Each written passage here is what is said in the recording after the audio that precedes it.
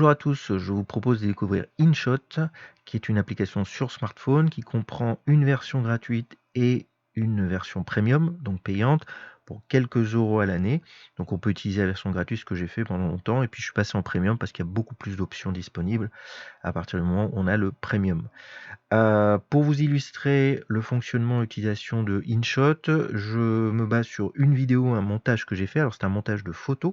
On peut intégrer, on peut mélanger photos et vidéos, enfin c'est super pratique. Et c'est assez sympa de présenter son travail de cette façon, c'est-à-dire de mettre plusieurs photos et la présenter sous forme de vidéo, donc de reel, qui est un format qui est mis en avant, qui est assez populaire en ce moment sur les réseaux sociaux. Donc allons-y, on est dans l'interface InShot. Et là, je vais taper sur vidéo. Alors, ce qui est super aussi, c'est de pouvoir conserver tout un tas de brouillons de son travail précédent. Et on peut réouvrir un brouillon et remplacer certaines photos. Alors, parce que vous avez une base qui est super sympa. Donc là, par exemple, je vais lancer. Ça, c'est un montage que j'ai fait. Je pourrais remplacer chaque visuel par d'autres photos et garder tout le reste, c'est-à-dire les effets, la musique, tous les transitions, etc., tel quel. Donc ça permet aussi d'utiliser des modèles. Alors, le montage final, je vous le montrerai en début ou en fin de vidéo. Et là, je vais vous montrer simplement, en gros, comment j'ai fait. C'est-à-dire que j'ai plusieurs photos. Donc, vous voyez ici en dessous. Donc là, c'est des photos que j'ai faites. Par exemple, ça, c'est un crop, c'est-à-dire un agrandissement, et j'ai pris une partie de la photo. Donc tout ça, je l'ai prévu avant de faire mon montage. Ici, voilà, j'ai tout l'enchaînement qui se fait. Alors ça, c'est uniquement cette partie de photo. Voilà. Ce petit plus ici vous permet de rajouter une section vide, éventuellement, c'est-à-dire au point de lecture. Donc si par exemple je voulais continuer ma vidéo ici, je ferai plus, et je peux mettre ici un espace vide, noir par défaut, hein, mais je peux changer encore cette couleur, la couleur de fond, et je pourrais mettre du texte par-dessus. Donc ça, j'en ai pas besoin. Il y a toujours l'option de remplacer, de copier, il y a toutes les fonctions d'édition classiques. Donc là, je supprime ça, j'en ai pas besoin. Et alors quand je démarre en fait mon montage, je mets d'abord ma première photo, je peux diminuer, augmenter le temps. Alors ça c'est pratique, c'est-à-dire avec ces petites poignées là, je peux augmenter ou diminuer le temps. Voilà, donc ça c'est super. Je peux également sur chaque photo mettre un effet. Donc je peux essayer les effets. Je sélectionne, je vais aller dans l'option filtre. Et là, en fait, vous voyez l'effet que j'ai placé. C'est un effet qui est un slow, c'est un zoom lent en fait. Donc quand je l'édite, j'ai accès à l'ensemble des effets possibles. Donc je pourrais mettre plein d'effets différents, hein. Là, des effets d'agrandissement, de saut, de jump, tourner l'image dans tous les sens. Ça, c'est assez pratique. Pour certains effets, je peux diminuer, je peux aussi en fait varier la valeur. C'est plus ou moins lent, plus ou moins important. Et la fonction premium me permet d'avoir beaucoup d'options en plus, hein, par rapport à la version gratuite.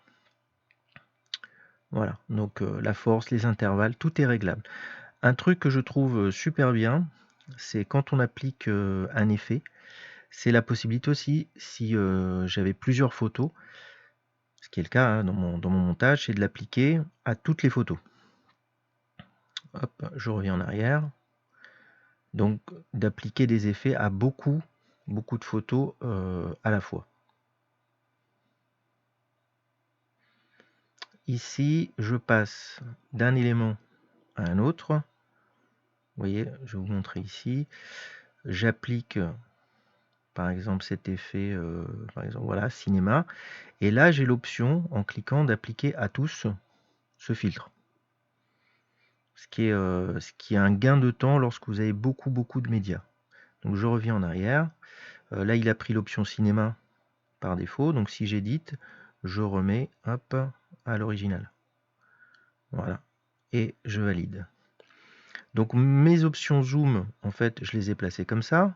Donc à chaque fois, j'ai cliqué sur un zoom, j'ai rajouté des médias en dessous. mon média suivant, mon média suivant. Et comme j'aimais bien cet effet de zoom, et ben, ce que j'ai fait, c'est que je l'ai dupliqué à chaque fois. C'est-à-dire que j'ai l'option ici de pouvoir dupliquer. Il m'en met un à la suite, et aussi je peux évidemment les varier leur longueur, plus ou moins long.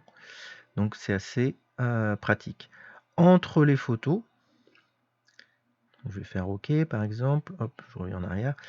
Entre les photos, évidemment, chaque fois que je rajoute un média, je pourrais rajouter aussi des vidéos, j'ai l'option transition.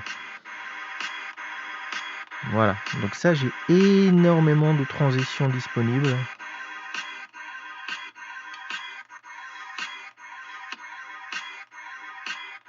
C'est super pratique. Et encore une fois, là, je vais revenir en arrière. Encore une fois, j'ai l'option de dire que je veux les mêmes transitions, le même type de transition entre tous les médias. Donc, chaque fois que j'ai une vidéo, j'ai un passage à une autre photo, etc. Pour chaque photo, c'est comme dans un éditeur classique, j'ai aussi l'option, alors pas uniquement les effets, mais des options de filtre. Donc cinéma, ce qu'on a vu tout à l'heure. J'ai des différentes options de réglage, de contraste, de chaleur, donc ça comprend absolument tout, les filtres, le réglage. Donc c'est quand même top d'avoir la main sur tous ces éléments-là et pas avoir à passer d'un logiciel à un autre. On peut travailler à l'intérieur d'InShot. Alors, j'ai placé de la musique. Alors, je vais dans l'option musique. Et là, en fait, moi, ce que j'ai fait, c'est que j'avais un instrumental que j'aimais bien, donc j'ai pu l'intégrer. Par exemple, ça, c'est l'instrumental que j'ai intégré. Je peux définir la longueur, évidemment, si j'ai une bande son qui est longue. Je peux changer le volume, et je peux aussi, en fin de musique, déterminer un fondu, c'est-à-dire une sortie. Je dis que 2 secondes avant la fin de tout mon montage, ce que je veux, c'est que le son descende doucement, et je peux avoir l'ouverture, c'est-à-dire que un fondu en entrée, que le son monte progressivement jusqu'à arriver à 100%. Alors ça c'est fait, je peux couper, bien sûr, j'ai toutes les options pour couper tout ce que je veux dans le média. Alors les pistes, je pourrais en rajouter aussi, rajouter une piste par-dessus, et j'ai la possibilité d'utiliser aussi des effets. Donc ça, c'est des choses que je fais de temps en temps, c'est-à-dire entre les photos, je vais utiliser des sons, des transitions. Alors il y a plein de transitions possibles dans tous les sens, des instruments, des sons de personnes, d'animaux, du vent, tout ce qui est son populaire. Donc ça, c'est vraiment assez sympa pour faire son montage. Donc les effets ou de la musique possible. Donc je peux insérer ma musique. Voilà, par exemple Prince, j'aimais bien ça. Et InShot propose aussi à l'intérieur la possibilité d'utiliser les morceaux. Donc j'écoute un morceau, je pourrais l'enregistrer, c'est-à-dire le downloader. Je le prends et puis j'intègre un bout de cette musique dans mon montage. Donc ça, c'est possible également à faire. Et j'ai également l'option texte. Voilà, donc moi j'ai mis un texte à la fin, ils sont là, donc je peux dimensionner aussi comme je veux mes textes. Hein, je clique dessus, je peux l'éditer, bien sûr. Donc je réédite le texte. Il y a toutes les options d'édition et je peux télécharger plein de polices différentes. J'ai des options de présentation aussi, avec des fonds différents. Donc j'ai pas mal d'options, de régler l'opacité, régler le texte comme je veux. Donc ça c'est très pratique. Superposer des textes aussi. Et également mettre même des effets en fait sur les textes. J'ai accès à toute la gamme évidemment des émoticons, hein, c'est emoticons. Donc là il y en a beaucoup. Donc ça c'est bon. Et à la fin, lorsque j'ai mon montage complet, et que je suis content, évidemment, je vais sauvegarder ça et j'ai accès à différents types de résolution, ce qui va me permettre d'avoir ma petite vidéo et de pouvoir la diffuser sur les différents réseaux. Donc vous avez un petit compteur en dessous qui vous dit la longueur en fait, de votre séquence, et ce qui vous permet après de régler votre musique plus facilement. Moi, souvent, je fais des petites séquences de 30 secondes, 1 minute, pas plus. Comme ça me permet de les mettre facilement un peu partout.